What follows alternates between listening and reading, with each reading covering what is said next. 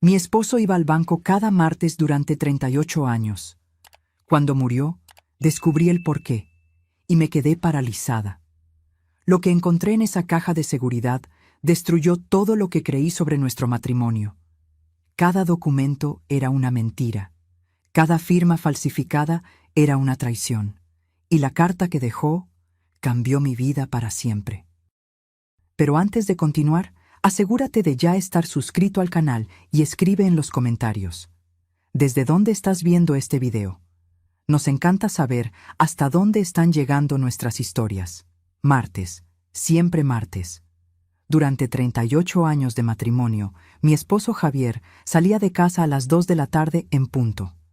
Lluvia, sol, frío, calor, no importaba. Tomaba las llaves de su coche, se ajustaba la corbata en el espejo del recibidor, me daba un beso en la frente y siempre decía las mismas palabras. Voy a resolver unas cosas en el banco, mi amor. Regreso pronto. Y yo nunca lo cuestioné. ¿Por qué lo haría? Javier era ingeniero civil, metódico, organizado como un reloj suizo. El tipo de hombre que planeaba todo con meses de antelación. Nuestras cuentas se pagaban al día, sin retrasos. Nunca recibimos una carta de cobro. Nunca tuvimos un historial crediticio malo. Él se encargaba de todo con una eficiencia que yo admiraba. Siempre me decía, relájate, Sofía, deja que yo me encargue de la parte aburrida del dinero. Tú cuida la casa, a los muchachos, y yo cuido las finanzas. Y aquello me parecía justo, una división de tareas, un acuerdo silencioso entre marido y mujer. Yo confiaba en él como confío en que el sol saldrá mañana. Éramos un equipo. Al menos eso creí durante todos estos años. Javier fue el hombre que sostuvo mi mano en el nacimiento de nuestros 2 hijos. El hombre que lloró conmigo en el funeral de mi madre. El hombre que bailó conmigo en la graduación de Sebastián y en la boda de Mariana. ¿Cómo podía desconfiar de él? El último martes de su vida fue igual a todos los demás. Era marzo, un día cálido y sofocante. Salió a las 2 en punto, como siempre.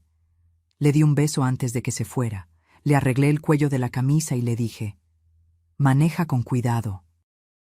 Él sonrió, con esa sonrisa que conocía desde hacía casi 40 años, y respondió, «Siempre lo hago, mi amor».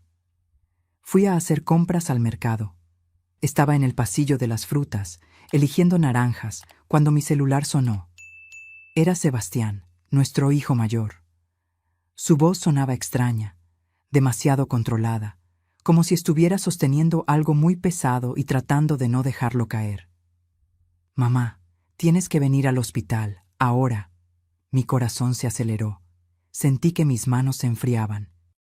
«¿Qué pasó? ¿Es Mariana? ¿Los nietos?» «Es papá. Se sintió mal en la oficina. Se desmayó.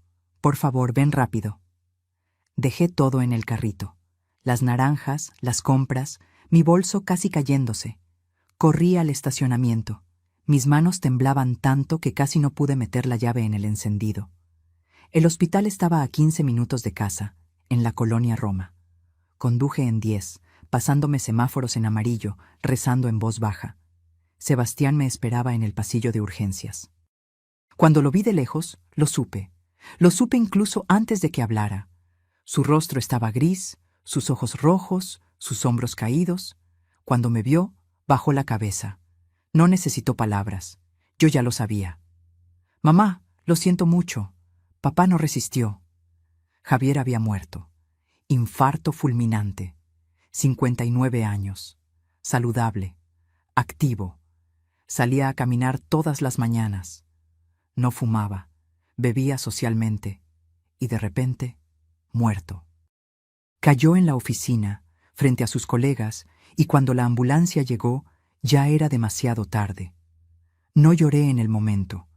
Me quedé allí parada, mirando a Sebastián, tratando de procesar esa información. Mi esposo estaba muerto. El hombre con quien compartí una cama durante 38 años. El padre de mis hijos, muerto. Todos encontraron extraño que no llorara. La gente me abrazaba en el hospital, decían que era el shock, que el dolor aún no había llegado, que llegaría después, cuando lo asimilara. Pero no era eso. No era shock. Era otra cosa. Una sensación extraña en el pecho. Como si una puerta se hubiera abierto dentro de mí. Como si pudiera respirar de una manera que no lo había hecho en mucho tiempo. Libertad. Me sentí libre. Y eso me asustó más que su propia muerte. ¿Qué clase de esposa siente alivio cuando su marido muere? ¿Qué clase de persona era yo? El funeral fue un sábado lluvioso en la Ciudad de México. La iglesia de San Hipólito estaba abarrotada. Colegas de trabajo de Javier, amigos de la universidad, vecinos, gente que ni siquiera conocía. Todos hablando de lo trabajador, dedicado, honesto e íntegro que era. Escuché todo eso y me sentí desconectada, como si estuvieran hablando de un extraño. No porque Javier fuera diferente a lo que decían, sino porque yo estaba empezando a darme cuenta de que quizás nunca lo había conocido de verdad. Mariana lloró durante todo el funeral. Ella siempre fue más cercana a su padre. La consentida de papá. Sebastián estaba más contenido, pero vi las lágrimas escurrir cuando cerraron el ataúd. ¿Y yo? Yo estaba allí, de negro, aceptando las condolencias, agradeciendo a la gente que traía comida, flores, palabras vacías de consuelo. Pero por dentro, solo sentía ese vacío extraño. El lunes siguiente, 2 días después del entierro, llegó una carta. Sobre blanco. Mi nombre escrito a máquina con letras negras. Sin remitente. Abrí sin pensarlo mucho. Dentro había una hoja de papel con membrete del Banco de México. Leí una vez. Luego leí de nuevo, más despacio, tratando de entender. Estimada señora Sofía Rangel, lamentamos profundamente el fallecimiento de su esposo, Javier Rangel. Conforme a los registros de nuestro sistema, usted figura como cotitular de la Caja de Seguridad número 1847. El alquiler de la caja está pagado hasta el mes de diciembre del presente año. Solicitamos que se ponga en contacto con nosotros lo antes posible para programar el acceso al contenido. Atentamente, Gerencia del Banco de México.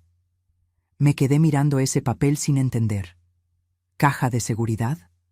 ¿Qué caja de seguridad? Javier nunca había mencionado nada sobre una caja. En 38 años de matrimonio, ni una palabra, ni una alusión, nada. Llamé al banco de inmediato, manos temblando, corazón acelerado. La señorita de atención fue educada y profesional. Sí, había una caja a nombre de Javier Rangel y Sofía Rangel. Sí, yo era cotitular. Sí, podía acceder a ella. ¿El miércoles a las 10 de la mañana me vendría bien? ¿Podía ser antes? Miércoles. Dentro de 2 días, 48 horas que parecieron 48 años. Pasé el lunes entero sin dormir, caminando por la casa como un fantasma en la colonia Condesa, abriendo cajones, mirando papeles, buscando cualquier pista, cualquier explicación. Todo parecía normal. Documentos organizados en carpetas con etiquetas, cuentas en orden alfabético, la letra impecable de Javier en cada etiqueta, cada anotación. Recibo de luz, recibo de agua, predial, impuesto sobre la renta. Todo allí, todo en orden. Pero había algo mal. Lo sentía. Como cuando vuelves a casa y sabes que alguien estuvo allí, revolvió tus cosas, pero no puedes probarlo. Esa sensación de invasión, de violación. ¿Pero violación de qué? Aún no lo sabía. El martes por la noche, Sebastián apareció. Parecía exhausto, ojos hundidos, barba sin afeitar, la corbata floja. La muerte de su padre había sido un golpe duro para él, para todos nosotros. Mamá, necesitamos hablar. Esas palabras. Todo el mundo sabe que nada bueno viene después de ellas. Nos sentamos en la cocina. Él puso una carpeta gruesa sobre la mesa, el tipo de carpeta que usan los abogados, marrón con elástico. Estaba organizando los documentos de la oficina de papá. Los papeles de su constructora. Hay algo raro aquí, algo que no cuadra.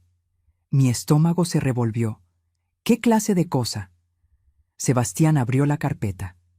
Dentro había estados de cuenta bancarios, papeles que yo nunca había visto, números que no tenían sentido. Él señaló una línea específica.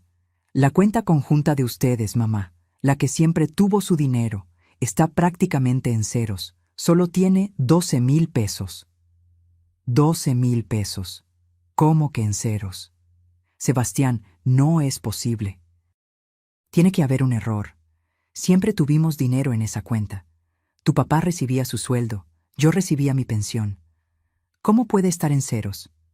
No sé, mamá, pero aquí está. Y hay más. La cuenta de ahorro que tenían, la que papá siempre decía que era para emergencias, ya no existe. Fue cerrada hace 6 meses. Sentí que el suelo se abría bajo mis pies. ¿Y el seguro de retiro? ¿Las inversiones que hacía tu papá? Sebastián negó con la cabeza lentamente, como si tuviera miedo de romperme con las palabras. No encontré nada, mamá. Nada. Busqué en todos los documentos de su oficina. Llamé al contador, al gerente del banco. Nada. Es como si no existiera. Pero tiene que existir. Tu papá trabajó toda su vida. Siempre guardamos dinero. Siempre. ¿A dónde fue? No lo sé, pero voy a descubrirlo. Esa noche no pegué ojo. Estuve acostada en el lado vacío de la cama, mirando el techo que conocía de memoria. Cada grieta, cada mancha de humedad. Pensando en los martes, en los 38 años de martes. Voy a resolver unas cosas en el banco.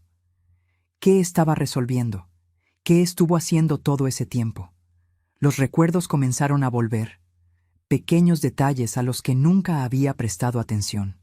Javier regresando del banco tenso, irritado, distraído. Yo preguntaba, ¿todo bien, mi amor?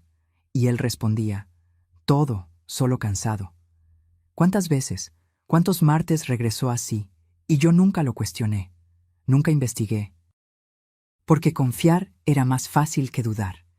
El miércoles llegó frío y gris. El tipo de día que parece anunciar problemas. Me vestí con cuidado. Pantalón negro, blusa blanca, saco azul marino. No era ropa, era armadura. Me miré en el espejo. 60 años. Cabello canoso que me empeñaba en teñir de castaño. Arrugas alrededor de los ojos. Marcas de una vida vivida. Pero ¿qué vida había sido esa, después de todo? Sebastián quiso ir al banco conmigo, pero le dije que no. Fuera lo que fuera que me estuviera esperando en esa caja de seguridad, necesitaba verlo primero. Sola. Algunas cosas hay que enfrentarlas sin público. El banco era moderno. Un edificio de cristal ahumado en el centro de la ciudad. Cristal, acero, luces frías que hacían que todo pareciera artificial. La gerente me recibió en la recepción. Una mujer de unos 50 años, cabello recogido en un moño perfecto, traje sastre gris, sonrisa profesional. Señora Rangel, mis más profundas condolencias. Su esposo fue cliente durante muchos años, un hombre admirable. Admirable. Esa palabra de nuevo. Todo el mundo pensaba que Javier era admirable. ¿Sería yo la única que estaba empezando a dudar? Me llevó al sótano. Bajamos en un ascensor silencioso. Cuando las puertas se abrieron, vi una sala larga con paredes cubiertas de pequeñas puertas de metal, cajas de seguridad, cientos de ellas, cada una guardando los secretos de alguien. Número 1847, dijo, deteniéndose frente a una puerta pequeña en medio de la pared. Usó 2 llaves, una suya, una que me entregó, para abrir. Dentro había una caja metálica, alargada, pesada por la forma en que la jaló. La dejaré a gusto, señora Rangel. Hay una salita allí donde puede examinar el contenido con total privacidad, el tiempo que necesite, sin prisas. Salió. Me dejó sola con esa caja. La llevé a la salita. Una mesa blanca, 2 sillas, una lámpara fluorescente zumbando suavemente. Puse la caja sobre la mesa y me quedé mirándola por un largo tiempo. Mi corazón latía tan fuerte que me dolía el pecho. Mis manos estaban sudando. Respiré hondo 3 veces, como aprendí en esas clases de yoga que tomé hace años. Pero no sirvió de nada. El miedo seguía allí, frío en la boca del estómago. Abrí la caja. Dentro había carpetas, muchas de ellas, organizadas con ese esmero típico de Javier. Etiquetas escritas a mano, todo en su lugar, todo en orden, como siempre. La primera carpeta estaba marcada. Inversiones reales. No abrir. No abrir. Él había escrito eso, como si supiera que un día alguien la encontraría, como si hubiera dejado una advertencia. Pero abrí. Claro que abrí. Lo que vi me quitó el aliento. Páginas y más páginas de pérdidas. Acciones que se desplomaron, empresas que quebraron, negocios que nunca funcionaron, inversiones en startups que desaparecieron, aplicaciones en fondos que se hicieron polvo, cientos de miles de pesos perdidos. Pero no eran cuentas que yo conocía. No eran las inversiones que Javier me mostraba. Eran cuentas secretas, solo a su nombre. Cuenta en Bancomer. Pérdida de 85,000 pesos. Cuenta en Citibanamex. Pérdida de 120,000 pesos. Cuenta en una casa de bolsa de la que nunca había oído hablar. Pérdida de 210,000 pesos. Los números bailaban frente a mí. ¿Cuánto dinero era aquello? ¿Cuánto de nuestra vida había sido tirado a la basura? La segunda carpeta era aún peor. Mucho peor. Préstamos. Urgente. Abrí con manos que ya temblaban incontrolablemente. Préstamos, 3 de ellos. Todos usando nuestra casa como garantía. La casa en la que habíamos vivido durante 40 años, en la colonia del Valle. La casa donde crié a mis hijos. La casa donde planté rosales en el jardín, donde pinté cada habitación, donde guardé cada recuerdo. Javier había puesto nuestra casa en riesgo. La había usado como garantía para conseguir dinero. Y yo no sabía nada, ni una palabra. Ni una conversación. Primer préstamo, 110,000 pesos. Segundo préstamo, 120,000 pesos. Tercer préstamo, 90,000 pesos. Deuda total, 320,000 pesos. Sobre nuestra casa, mi casa. Mis manos temblaban tanto que casi dejo caer la carpeta. El aire parecía haberse esfumado de esa salita. No podía respirar bien. La sala parecía estar girando. Me apoyé en la mesa, cerré los ojos, intenté concentrarme. Pero los números seguían allí, quemando detrás de mis párpados. 320,000 pesos. La tercera carpeta me destruyó por completo. Tarjetas de crédito. SRR. SRR Sofía Rangel Robles. Mi nombre de soltera, mi nombre completo. Abrí la carpeta. Tarjetas de crédito. 15 de ellas, todas a mi nombre, cuentas que nunca abrí, tarjetas que nunca vi, pero ahí estaban, mi nombre completo, mi CURP, mi fecha de nacimiento, mi firma. Solo que no era mi firma, era parecida, muy parecida, pero no era mía, era falsificada. Javier había falsificado mi firma. Mi propio marido me había robado la identidad. Revisé cada tarjeta, una por una, con manos que ya no dejaban de temblar. Banco Azteca, límite de 10,000, excedido en 12,000. Santander, límite de 15,000, excedido en 17,000. HSBC, límite de 8,000, excedido en 9,000. Y así sucesivamente. 15 tarjetas, todas excedidas, todas con intereses acumulados, todas con mi nombre, mi CURP, mi supuesta firma. Deuda total en las tarjetas, 110,000 pesos. Todo a mi nombre, todo sin yo saberlo. Cada compra, cada retiro, cada pago mínimo, todo hecho por Javier, usando mi nombre, destruyendo mi crédito, convirtiéndome en deudora sin que yo lo supiera. Me quedé sentada allí. ¿Por cuánto tiempo? No sé. Podrían haber sido 10 minutos. Podría haber sido 1 hora. El tiempo se había detenido. Estaba atrapada en esa salita blanca, con esas carpetas abiertas frente a mí, tratando de procesar lo que estaba viendo. tratando de entender cómo el hombre que juró amarme, protegerme, respetarme, me había hecho esto. Todas las preguntas que no hice, todos los documentos que no cuestioné, todas las veces que me dijo, deja que yo me encargue, y yo lo dejé. Porque confiar era más fácil, porque amar era no dudar, porque en 38 años de matrimonio construyes una historia y crees en ella, incluso cuando la historia es mentira. En el fondo de la caja había un sobre, papel crema, grueso, de calidad. Mi nombre escrito a mano por Javier en el frente.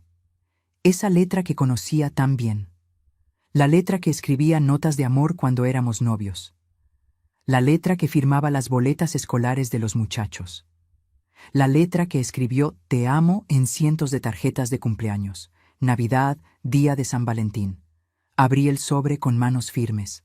El dolor, el shock, todo se había disipado. Lo que quedó fue algo más frío, más nítido. Ira, pura y cristalina. Dentro había una carta, varias páginas escritas a mano. Empecé a leer. Sofía, mi amor, si estás leyendo esto, yo ya morí. Y encontraste la caja, encontraste todo, y ahora lo sabes. Lo siento mucho. Sé que estas palabras son vacías. Sé que las disculpas no son suficientes, pero necesito intentar explicar. Necesito que entiendas, aunque no puedas perdonarme. Continúa. Hace 5 años surgió una oportunidad. Una constructora nueva, con proyectos grandes, contratos garantizados con el gobierno, en el nuevo aeropuerto. El dueño era un conocido mío de la universidad. Me llamó para invertir. Dijo que era certeza absoluta, ganancia garantizada. Yo podría triplicar nuestro dinero en 2 años. Pensé en ti, en nosotros, en poder darte una vejez tranquila. Viajes, a Cancún, confort, seguridad. Él seguía. Puse todo lo que teníamos, todos los ahorros, el seguro de retiro, las inversiones, todo. Pensé que en 6 meses doblaría el dinero y tú nunca necesitarías saber el riesgo que corrí. Pero la constructora quebró. El tal amigo desapareció y perdí todo. 400,000 pesos, 40 años de trabajo, evaporados. Mis manos apretaron el papel con tanta fuerza que casi lo rasgaron. 400,000 pesos, toda nuestra vida ahorrando, todo el futuro que planeamos, tirado a la basura en una apuesta, una maldita apuesta. La carta continuaba. Entré en pánico. No podía contártelo, no podía ver la decepción en tus ojos. Entonces intenté arreglarlo. Hice el primer préstamo, 10,000 pesos. Pensé que lograría invertir en algo más pequeño, más seguro, y recuperar al menos parte del dinero. Lo perdí todo de nuevo. Hice el segundo préstamo, luego el tercero, siempre pensando que a la próxima acertaría, que a la próxima lo recuperaría todo. Explicó las tarjetas. Las tarjetas a tu nombre. Sofía, sé que esto es imperdonable, pero los bancos ya no me daban crédito. Mi historial estaba sucio. Entonces usé el tuyo. Pensé que sería temporal. Que lo pagaría todo antes de que lo descubrieras. Pero la deuda solo crecía. Los intereses, los pagos mensuales, todo fuera de control. Los martes.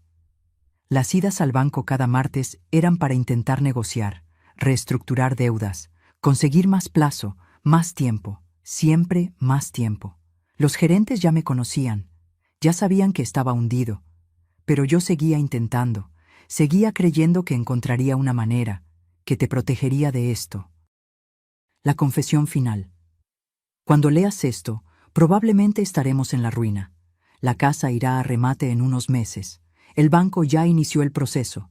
Tu crédito está destruido. Tu historial está sucio. Todo por mi culpa. Sé que me odiarás. Y tienes todo el derecho. Quería protegerte de mis errores, pero todo lo que conseguí fue hacer que pagaras por ellos. Terminaba. No pido perdón porque sé que no lo merezco. Solo quiero que sepas que cada decisión equivocada que tomé fue intentando arreglar la anterior. Fue una avalancha, y no pude detenerla. Te amé todos los días de estos 38 años. Esa parte siempre fue verdad. siempre. Pero mi amor no fue suficiente para protegerte de mí mismo. Disculpa por todo. Por favor, cuida de los muchachos. Diles que su padre fue débil, cobarde, pero que los amaba. Javier. Doblé la carta lentamente, muy lentamente. La volví a poner en el sobre. Guardé todo en la caja con cuidado, cada carpeta en su lugar, cada documento organizado. Me levanté. Mis piernas estaban temblorosas, pero no iba a caer. No allí, no ahora. Salí de esa sala con la cabeza en alto. La gerente me esperaba afuera, con el rostro preocupado. ¿Se encuentra bien, señora Rangel? La miré a los ojos. No, pero lo estaré.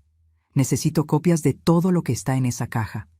Cada documento, cada papel. Y necesito el nombre de un buen abogado, el mejor que conozca. Sus ojos se abrieron. Ella entendió. Claro que entendió. Probablemente ya había visto casos así antes. Secretos guardados en cajas fuertes. Vidas destruidas en cajas de metal. Yo misma hago las copias, señora Rangel. Y conozco a una abogada excelente, licenciada Mónica Torres, especialista en derecho familiar y fraudes financieros. Puedo llamarla ahora, si usted quiere. Quiero, por favor. Mientras ella hacía las copias, me senté en la recepción del banco. Gente entrando y saliendo. La vida normal ocurriendo alrededor. Pero mi vida acababa de explotar. Todo lo que creía saber era mentira. Todo lo que planeé era ilusión. Y el hombre que amé durante 38 años era un extraño. Cuando llegué a casa, ya eran más de las 2 de la tarde. El coche de Sebastián estaba en la cochera. Debía haber estado esperando durante horas. Entré por la puerta principal y lo encontré en la sala, caminando de un lado a otro con el celular en la mano. Cuando me vio, corrió hacia mí. «¿Mamá?» Estaba preocupado. No contestabas el teléfono. Pensé que... Todo está bien, hijo. O mejor dicho, no lo está, pero voy a sobrevivir.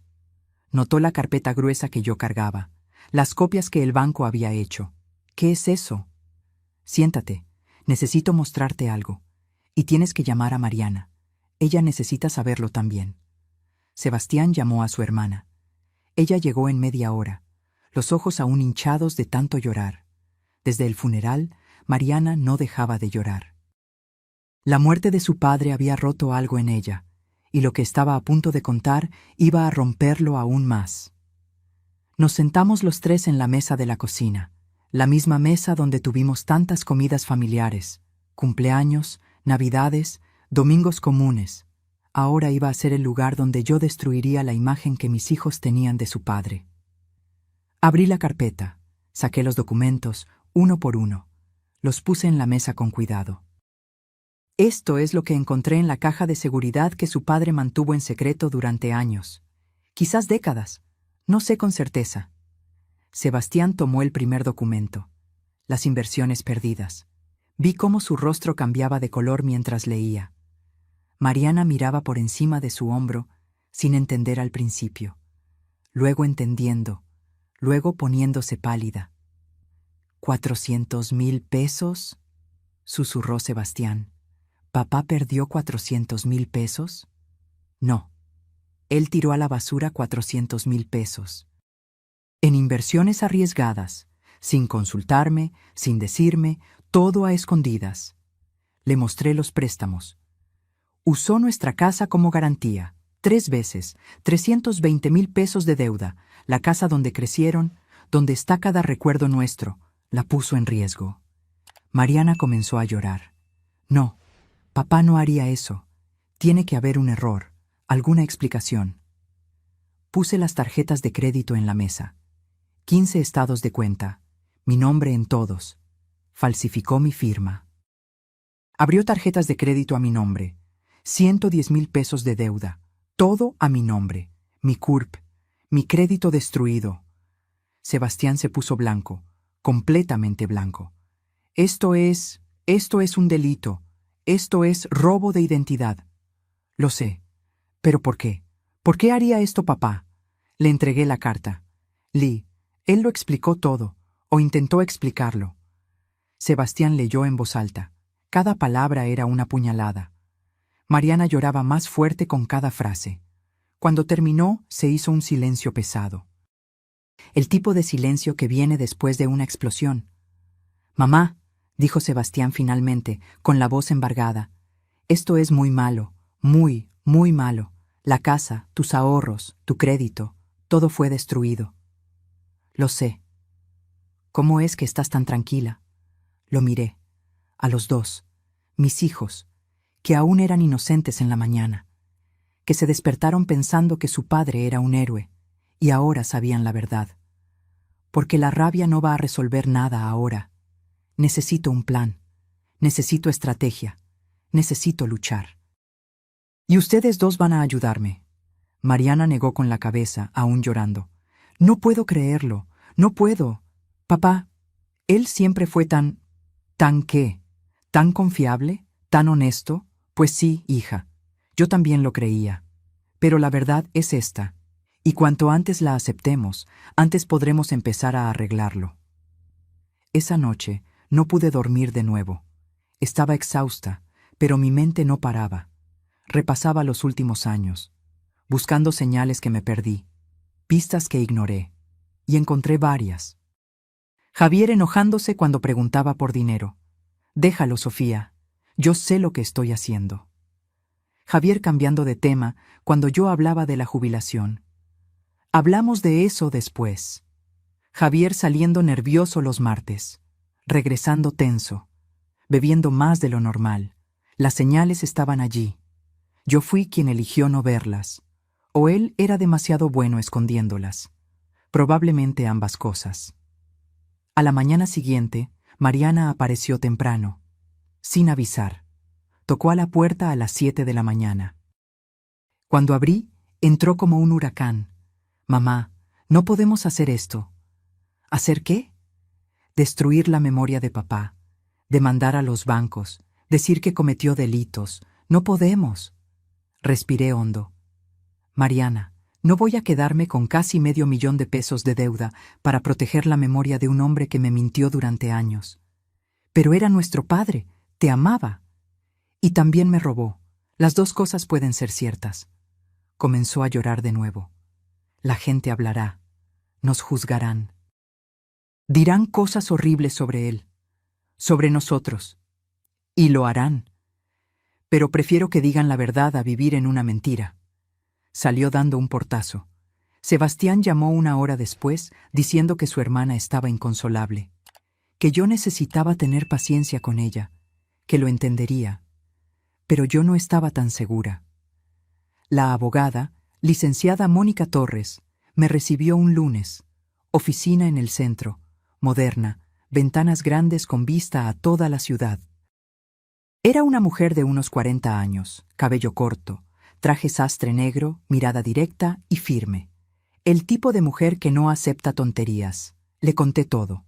No omití ningún detalle. Las inversiones, los préstamos, las tarjetas, las firmas falsas, la carta confesándolo todo. Ella escuchaba sin interrumpir, tomando notas en una tableta. Cuando terminé, se recostó en la silla y me miró por un largo momento. «Señora Rangel, seré completamente directa con usted. Este es uno de los peores casos de abuso financiero conyugal que he visto en mi carrera. Y he visto muchos. Muchos». La palabra quedó suspendida en el aire entre nosotras. Abuso. Su marido destruyó sistemáticamente su seguridad financiera a lo largo de años. Esto no es mala gestión de dinero. Esto no es un error de juicio. Es fraude deliberado. Es robo de identidad. Es un delito previsto en el Código Penal. Pero él murió. ¿Qué podemos hacer?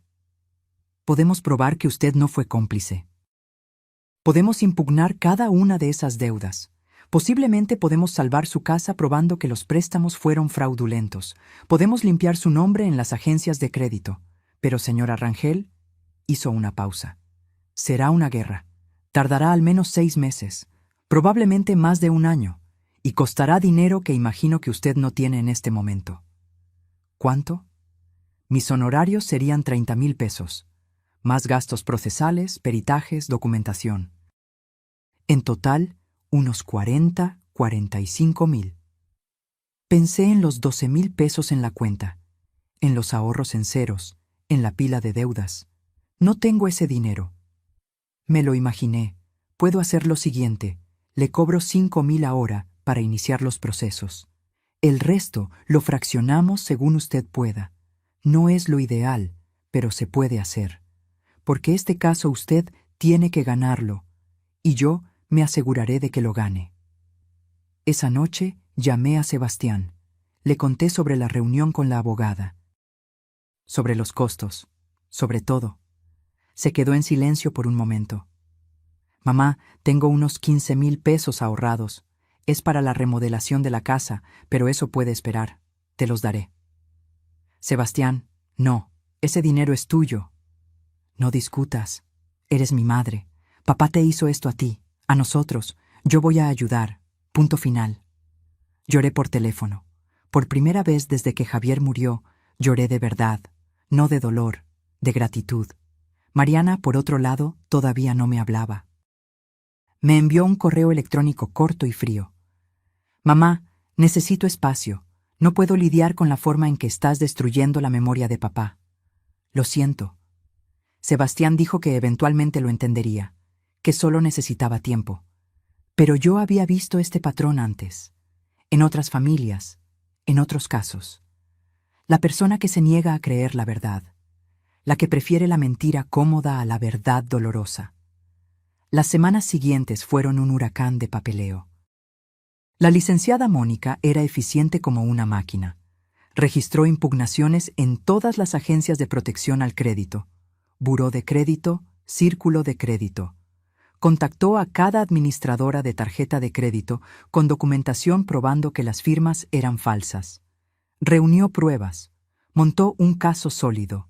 Contratamos a un perito en caligrafía, un señor de unos 70 años, retirado de la Fiscalía General de la República. Analizó cada firma de las tarjetas. Comparó con documentos míos verdaderos, pasaporte, credencial de elector, declaraciones de impuestos antiguas. Él confirmó lo que yo ya sabía. Señora Rangel, estas firmas no fueron hechas por usted. Son buenas imitaciones, muy buenas, pero no son suyas. Hay pequeñas diferencias en la presión del bolígrafo, en la inclinación de las letras, en la velocidad del trazo. Quien hizo esto, la conocía bien. Practicó bastante, pero no fue usted. Cada palabra suya era una confirmación.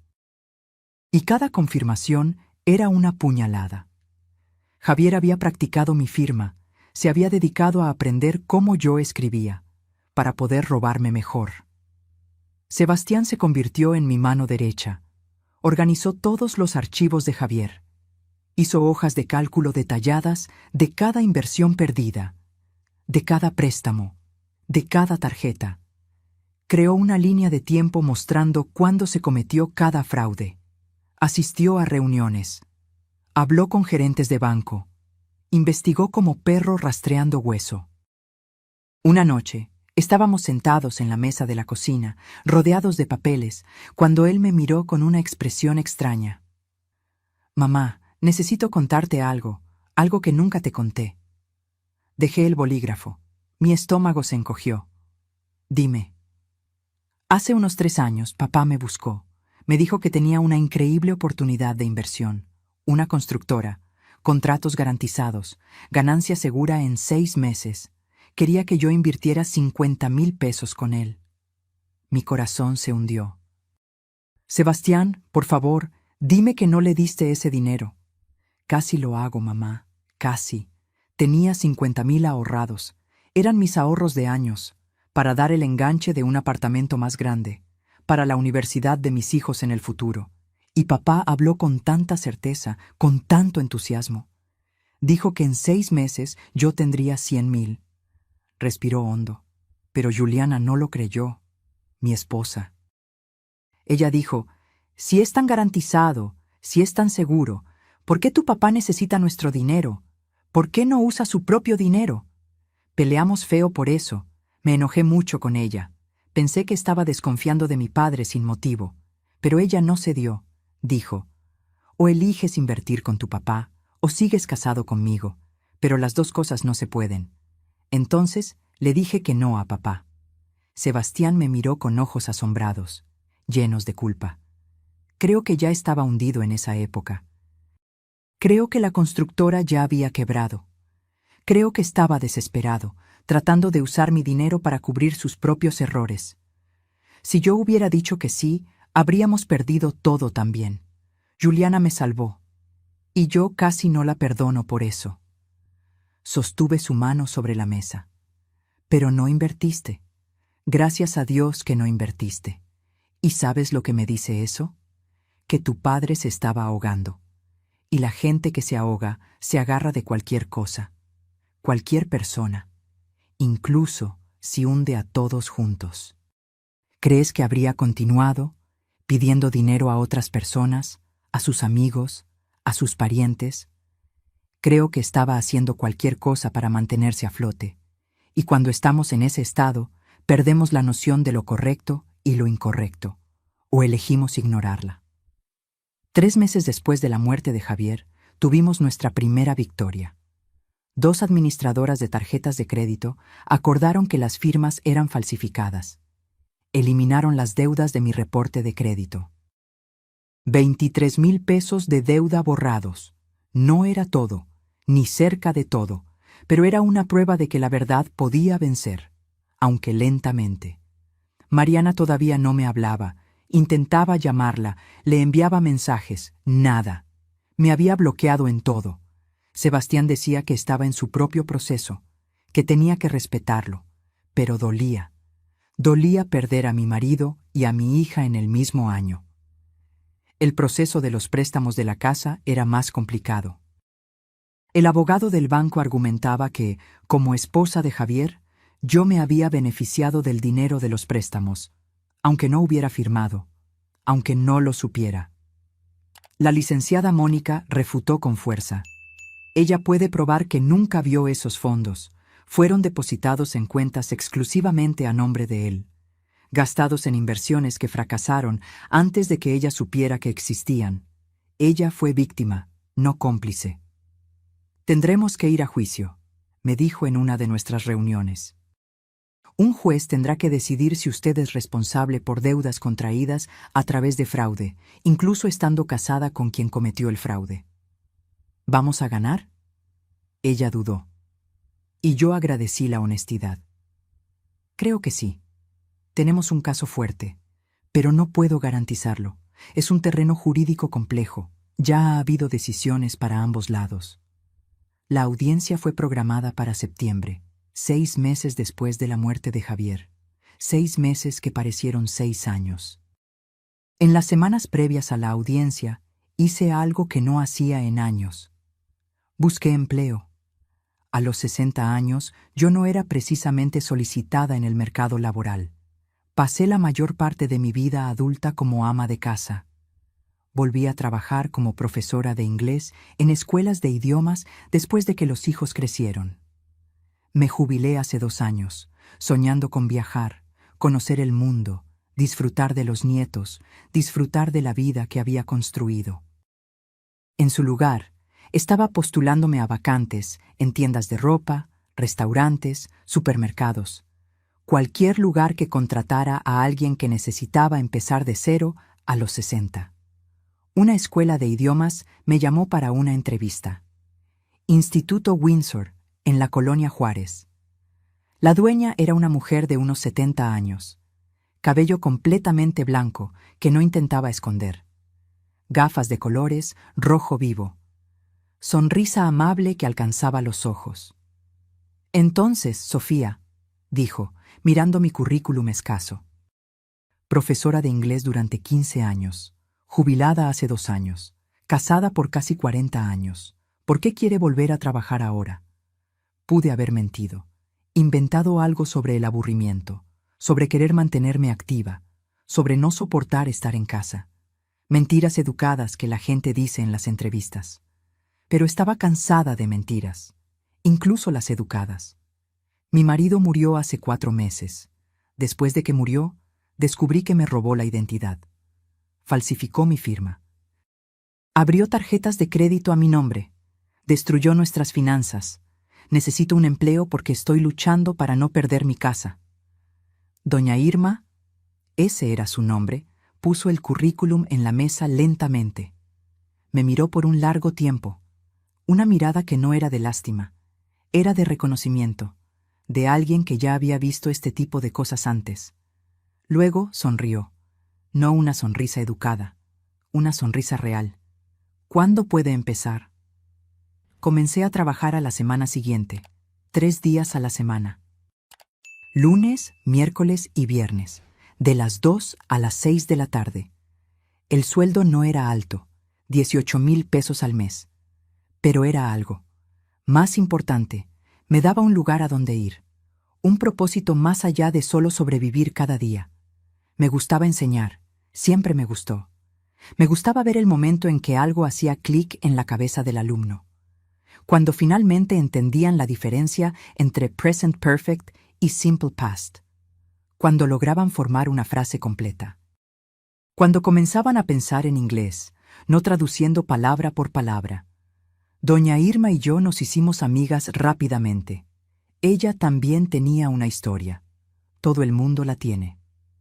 Una tarde, mientras organizábamos libros en la sala de profesores, me contó. Estuve casada durante 12 años, dijo. Terminé el matrimonio hace 30 años, la mejor decisión de mi vida. ¿Por qué? Él no era deshonesto con el dinero, al menos no que yo sepa, pero era deshonesto con todo lo demás. Otras mujeres. Otras vidas. Otras versiones de sí mismo. Cada día era una persona diferente, dependiendo de quién estuviera mirando. Ella arregló una pila de gramáticas. Cuando finalmente me fui, ¿sabes lo que la gente me dijo?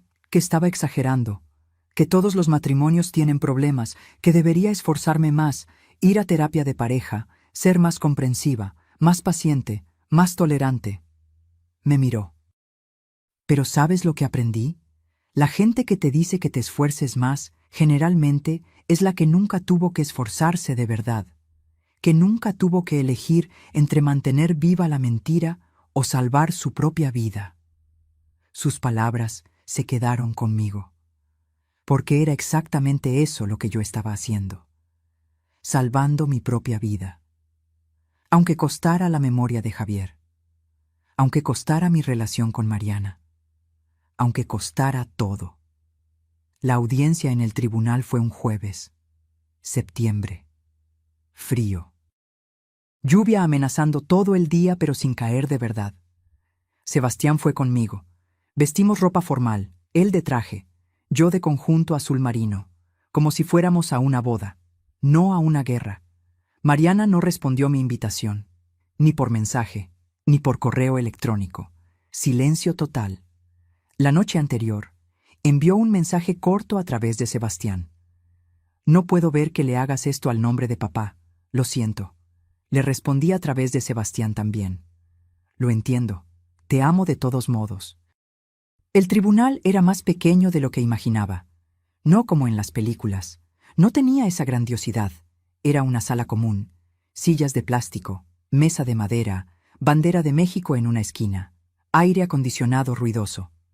El juez era un hombre de unos 60 años, cabello canoso, gafas de montura gruesa, expresión seria, pero no hostil. Se llamaba licenciado Carlos Eduardo Alarcón. La licenciada Mónica había investigado sobre él.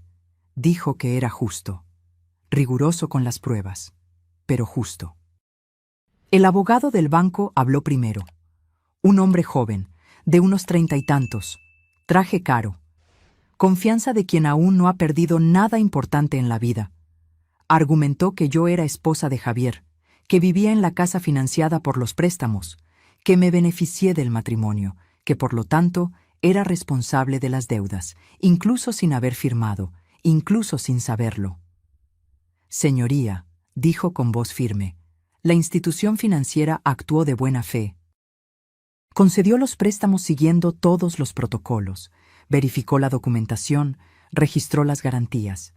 el hecho de que la esposa no tuviera conocimiento no anula el contrato, especialmente considerando que ella se benefició indirectamente de los recursos.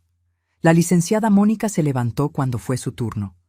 Era más pequeña que el abogado del banco, pero cuando habló, llenó la sala. Señoría, con todo respeto, mi clienta no se benefició de nada. Los montos de los préstamos fueron depositados en cuentas exclusivas del difunto esposo. Cuentas que ella desconocía. Fueron gastados en inversiones que fracasaron. Inversiones que ella nunca autorizó, nunca supo, nunca participó. Mostró las firmas falsificadas. Aquí está el dictamen del perito de la Fiscalía, retirado con 30 años de servicio, confirmando categóricamente: estas no son firmas de Sofía Rangel, son falsificaciones. Buenas falsificaciones, pero falsificaciones. Mi clienta fue víctima de un delito, robo de identidad cometido por su propio marido. Mostró la carta de Javier. Y aquí está la confesión del propio autor del fraude, admitiéndolo todo. Cada deuda, cada falsificación, cada mentira. Esto no es negligencia conyugal, señoría. Es un delito. El juez pidió un receso. Salimos al pasillo. Sebastián caminaba de un lado a otro. La licenciada Mónica revisaba mensajes en su celular. Yo sentada en un banco de madera duro, completamente inmóvil. Manos cruzadas en el regazo. Estuviste genial ahí adentro, mamá, dijo Sebastián. Aún no había sido mi turno de hablar, pero él estaba nervioso. Necesitaba decir algo. Asentí con la cabeza. Pero no estaba pensando en el proceso. Estaba pensando en Mariana, en la hija que no podía aceptar lo que su padre había hecho, que necesitaba la mentira, que elegía la ilusión sobre la verdad, y preguntándome si algún día podría perdonarme por decir la verdad. Después de 1 hora y 15 minutos, nos llamaron de vuelta. La licenciada Mónica me llamó a declarar. Me senté en la silla de testigo. Puse la mano izquierda sobre la Constitución. Juré decir la verdad, solo la verdad. Señora Rangel, comenzó la licenciada Mónica, ¿cuándo supo por primera vez sobre estos préstamos? Cuando abrí la caja de seguridad que mi marido mantuvo en secreto, 4 días después de que muriera, después de 38 años de matrimonio. ¿Su marido alguna vez mencionó hacer préstamos usando la casa de ustedes como garantía? Nunca. ¿Usted recibió algún dinero de estos préstamos? No, ni un centavo. Fue todo a cuentas que yo ni siquiera sabía que existían. ¿Usted firmó los documentos de los préstamos? No, no firmé. El abogado del banco se levantó para el interrogatorio. Tenía esa agresividad pulida de abogado corporativo, joven, ambicioso, sin empatía. Señora Rangel, ¿no es cierto que usted confió todas las finanzas a su marido? Sí, confié. Entonces, ¿usted eligió no involucrarse en las decisiones financieras de la familia? Respiré hondo. Lo miré a los ojos. Yo confié en él. Eso no es lo mismo que elegir ser engañada. Confiar en tu pareja no es darle permiso para robar tu identidad. Pero usted se benefició del matrimonio, ¿correcto? ¿Vivía en la casa donde se hicieron esos préstamos? Yo vivía en mi casa. La casa que compramos juntos hace 40 años. La casa que ayudé a pagar durante décadas. La casa que él puso en riesgo sin mi conocimiento, sin mi consentimiento, sin yo tener la menor idea de lo que estaba sucediendo. ¿Usted espera que este tribunal crea que en 38 años de matrimonio nunca sospechó de nada? ¿Nunca notó nada malo? Esa era la pregunta, ¿no es así? La que me hacía a mí misma hace 6 meses. Todas las noches, todas las madrugadas sin dormir, miré al juez, luego al abogado, luego a Sebastián sentado en las sillas del público. Respiré hondo, muy hondo. Mi marido era ingeniero civil, era organizado, metódico, confiable, o eso pensaba yo. Escondió sus errores detrás de una fachada de competencia, detrás de mi confianza, detrás de 38 años, creyendo que amar significaba no cuestionar, no dudar, no fiscalizar las cosas que él me decía que no me preocupara. Hice una pausa.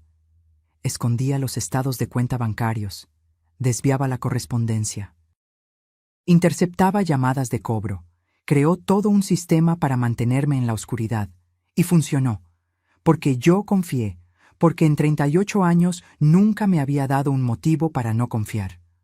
Otra pausa. ¿Fui ingenua? Probablemente. ¿Fui tonta? Tal vez. Pero la ingenuidad no es consentimiento para el fraude.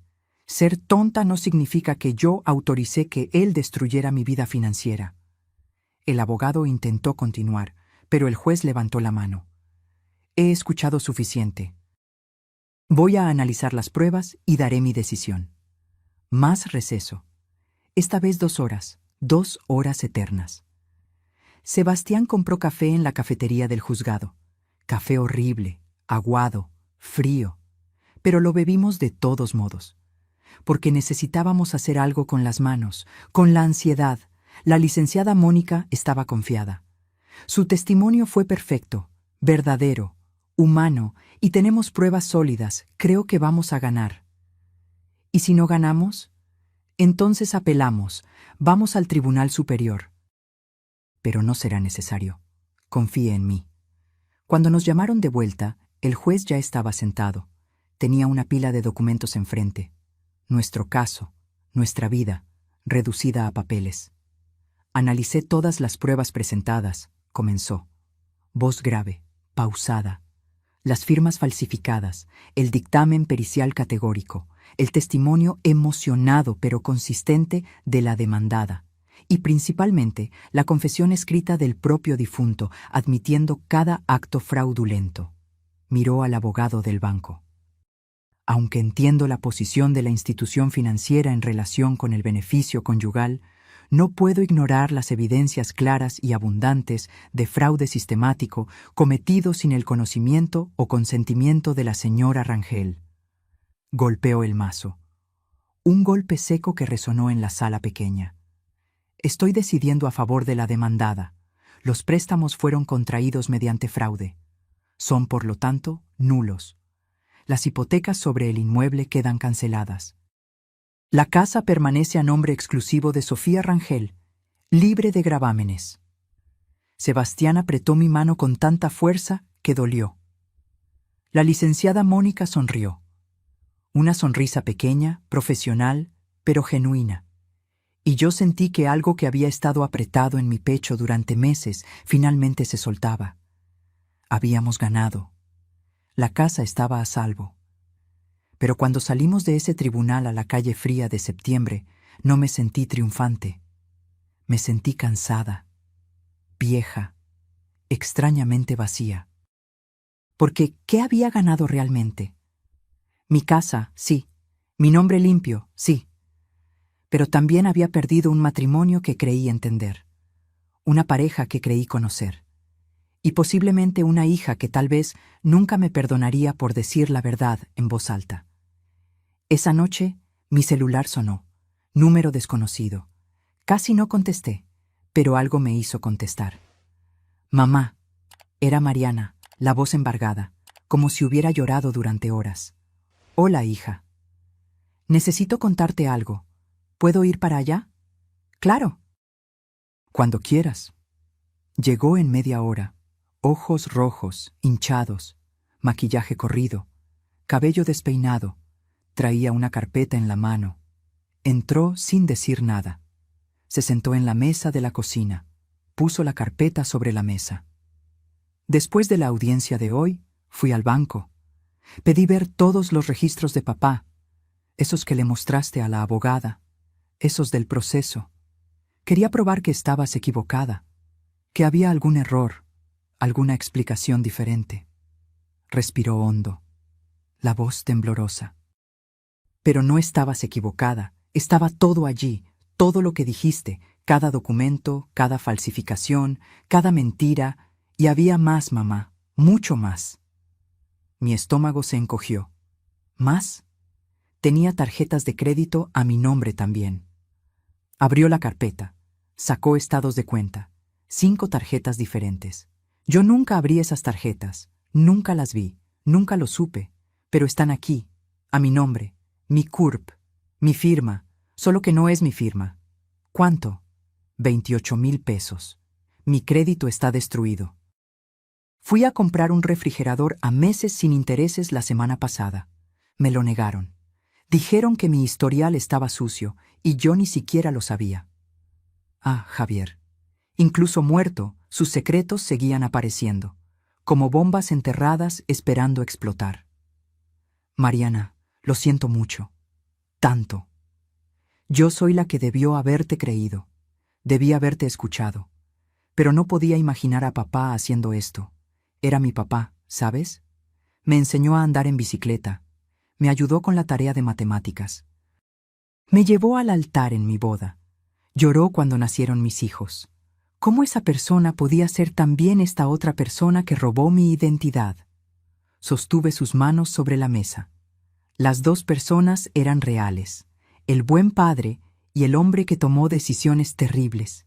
Las personas no son solo una cosa, son complejas, contradictorias. Pueden amarte de verdad y aún así lastimarte profundamente. Comenzó a llorar, un llanto profundo, de esos que vienen del fondo del alma.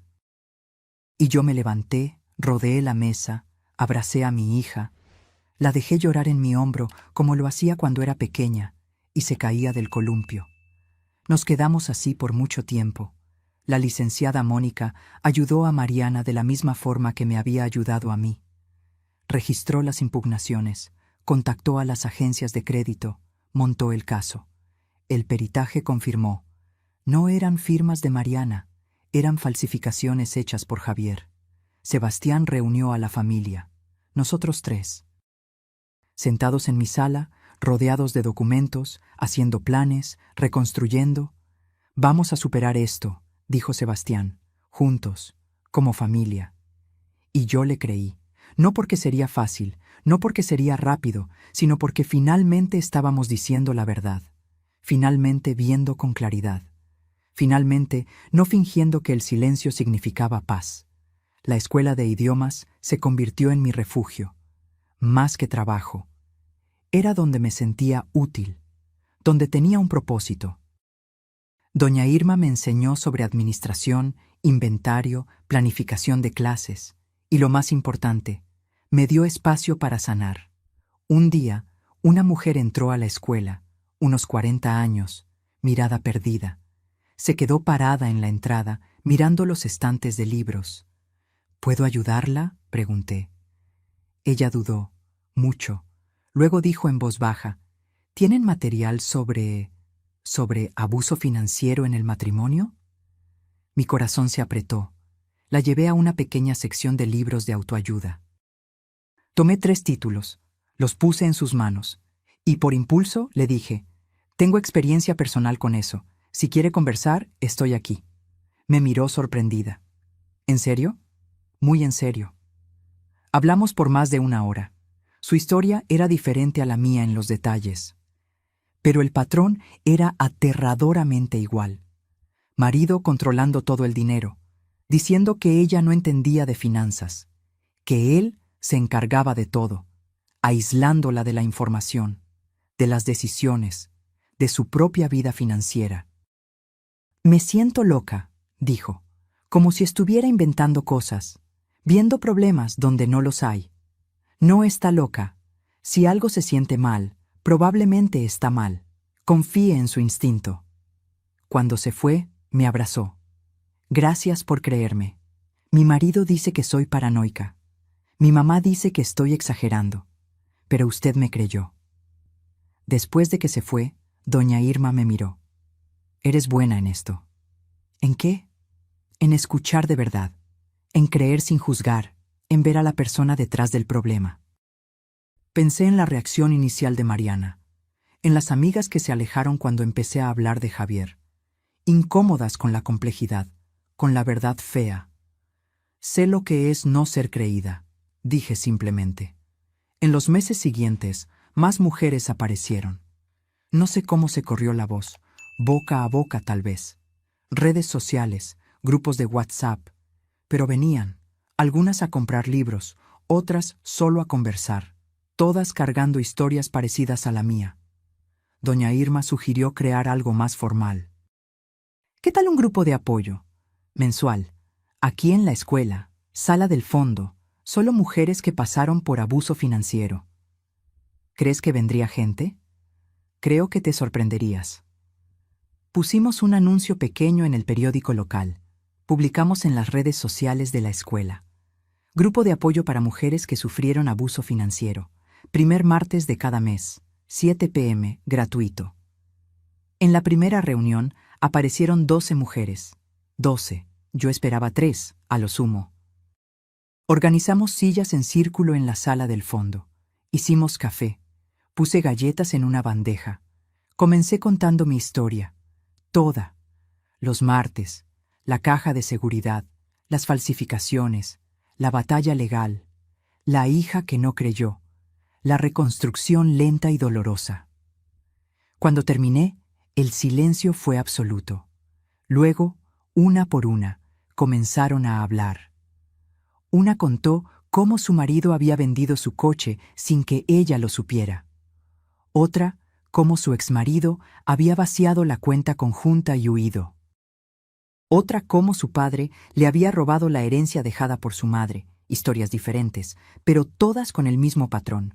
Control, aislamiento, manipulación, mentiras. ¿Cómo lograste mantenerte fuerte?, preguntó una de ellas al final. No lo logré, respondí honestamente. Lloré, grité, me enojé, me aterré.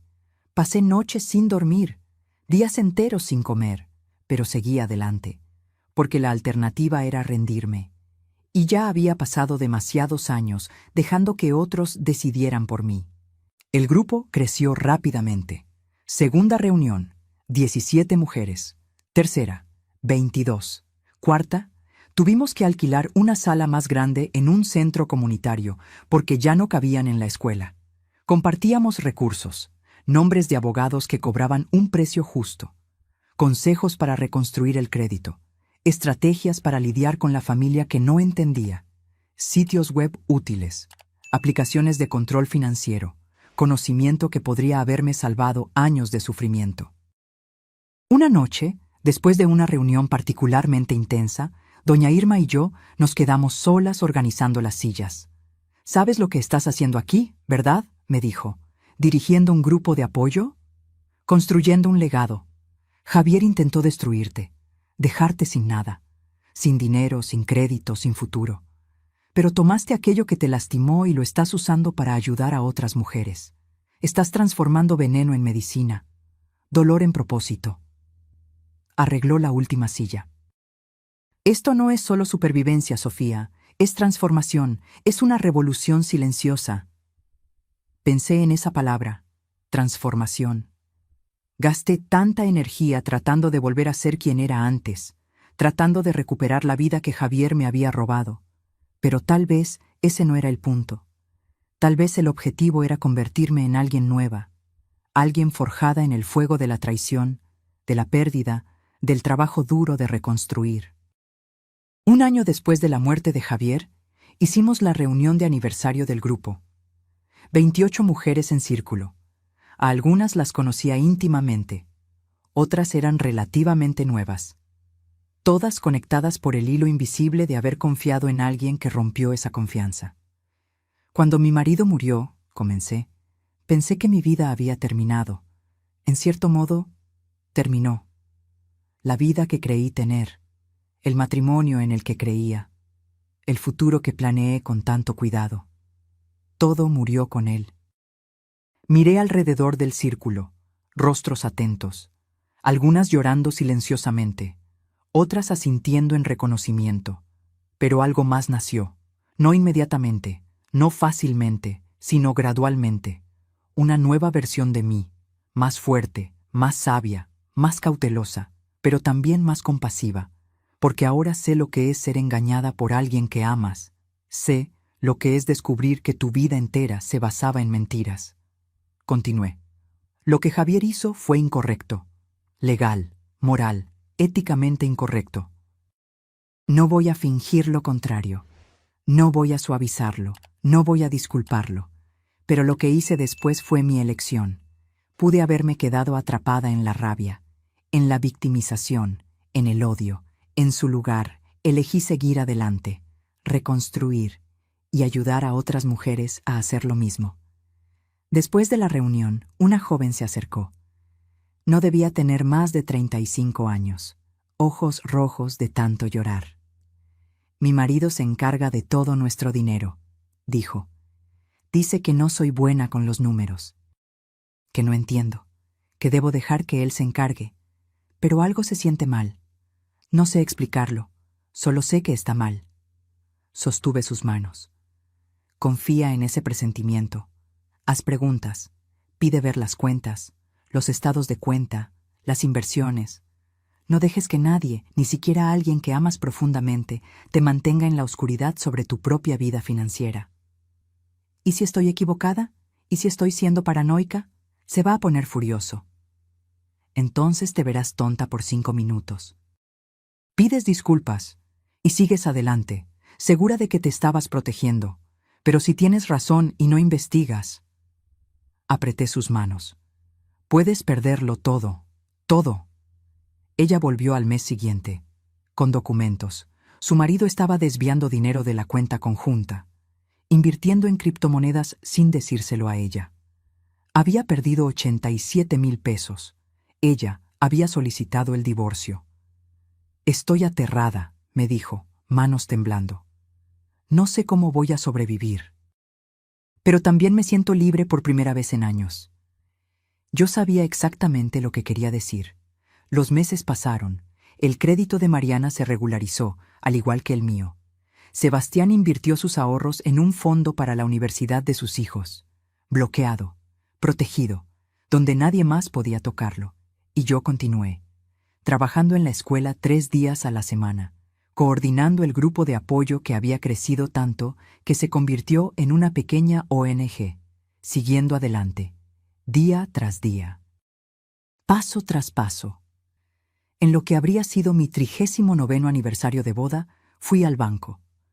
No al Banamex donde estaba la maldita caja de seguridad, un banco diferente, al otro lado de la ciudad, en Coyoacán, donde Javier nunca entró, donde nadie conocía mi historia. Abrí una cuenta nueva, solo a mi nombre, y deposité mi sueldo de la escuela, 18,000 pesos, modesto, pero mío, ganado con mi trabajo, mi sudor, mi reconstrucción. La empleada sonrió. ¿Algo más en lo que pueda ayudarla hoy, señora? De hecho, sí, me gustaría cambiar el nombre en la cuenta. Ella tomó el bolígrafo. ¿Cómo le gustaría que quedara? Sofía Rangel Robles. Mi nombre de soltera, quiero volver a ser quien era, antes del matrimonio, antes de Javier, antes de los 38 años de confianza que se hicieron cenizas. Ella tecleó en el sistema. Listo, señora Robles, su cuenta está actualizada. Señora Robles, ya no señora Rangel, ya no la esposa de Javier, solo Sofía. Solo yo. Salí de ese banco con la cabeza en alto. El sol estaba brillando. Un hermoso día de primavera, aire fresco, cielo azul, y por primera vez en más de un año sentí que sabía exactamente quién era. Si estás leyendo esto, si algo de esta historia te parece familiar, las puertas cerradas con llave, los secretos, la persistente sensación de que algo está mal, pero no puedes identificar qué, confía en ti misma. Haz preguntas. Insiste en las respuestas. Mira los documentos, las cuentas. Los estados de cuenta. No dejes que nadie te diga que amor significa confianza ciega, porque no significa, nunca significó.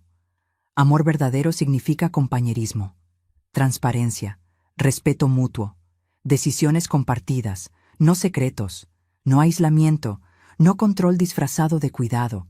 Y si descubres que fuiste traicionada, si abres esa caja de seguridad y tu mundo se desmorona por completo, recuerda, eres más fuerte de lo que imaginas.